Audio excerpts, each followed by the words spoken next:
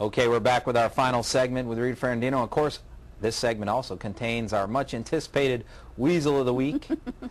All right, now the Vern seat's got to be, I mean, a Democrat's going to run for that seat, not going to win, but somebody who's going to want to raise their profile a little bit. Anybody? Anybody going to run for that?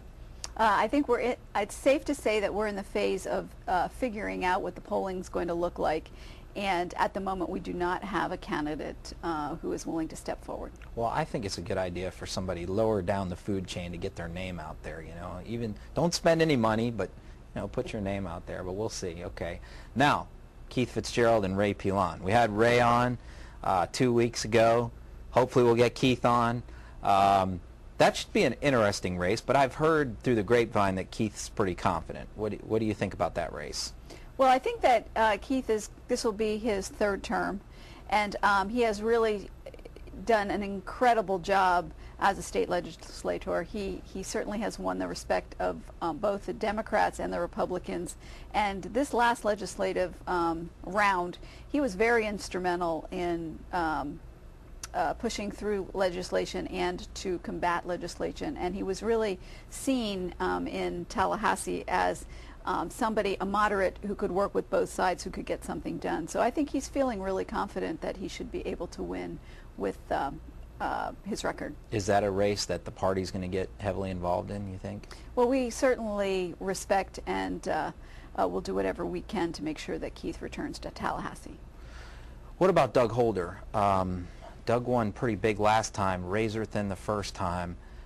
Is there anybody kicking around thinking about that? Do you know? I think that there are a lot of people who were very upset and disturbed with his vote on offshore drilling. And we have certainly had a lot of people step to the plate saying that anybody, being Doug Holder, who would vote for offshore drilling is vulnerable and we should be looking for a candidate to run against him. So you think he had kind of been non-controversial up to that point. You think that vote gives him some vulnerability? I think that vote got the attention of a lot of people, and a lot of people who were supportive of him are giving him a second look.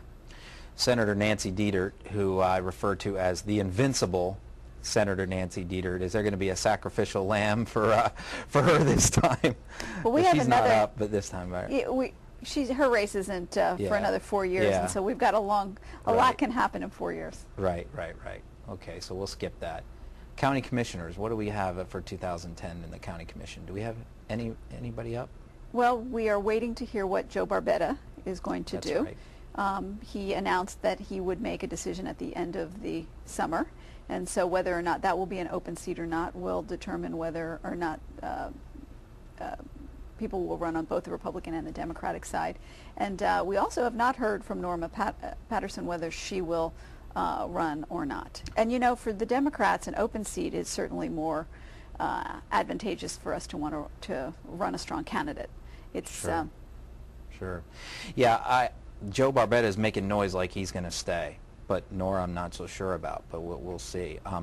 Okay, anything, well, how can people, if they're active in politics, they want to get involved in the Democratic Executive Committee, how can they get involved? Well, we have a website, sarasotadems.org, and we're opening a brand new office in September. We currently have an office on Ringling, which we've outgrown, I'm proud to say, and so we're going to have a big new space right on 41 that we will be opening in September, so people will be able to come. We're going to host a series of seminars there. We're going to have a lot of activities, and we're really sort of seeing it as a community center. So we really encourage people, if you're interested in working in our new office or volunteering in any of our community service activities, to simply call our local office. And the information is all on our website, www.sarasotadems.org. Your position is a lot of work. You get no pay. No pay. You like it? I love it. I really feel like I'm making an enormous difference. And I was asked to take this job by the Florida Democratic Party because they felt that Sarasota was a county that was going to be able to shift from red to blue. And we saw this last election that we really had moved the needle. And I'm really proud of the progress we've made as a Democratic Party. And again, I think that all communities benefit by a two-party system. And I think that you're able to bring better candidates to the table.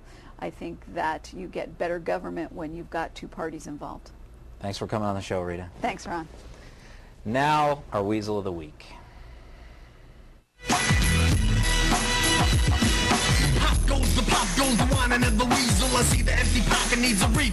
Another two-time winner of the Weasel of the Week crown is former Sarasota Sheriff Bill Balkwill.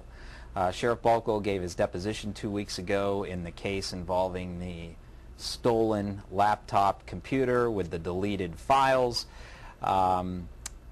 The problem is that you would think that as a sheriff, as being the chief crime fighter, you would be around criminals enough to learn how to get your story straight. Unfortunately, Sheriff Balkwill spent too much time as a school resource officer and never learned how to do that. He really should have contacted a criminal defense lawyer like me, and I could have put him in contact with some of my clients who could have helped him tell a little bit better story than the one he told. You see, what he said in his deposition was that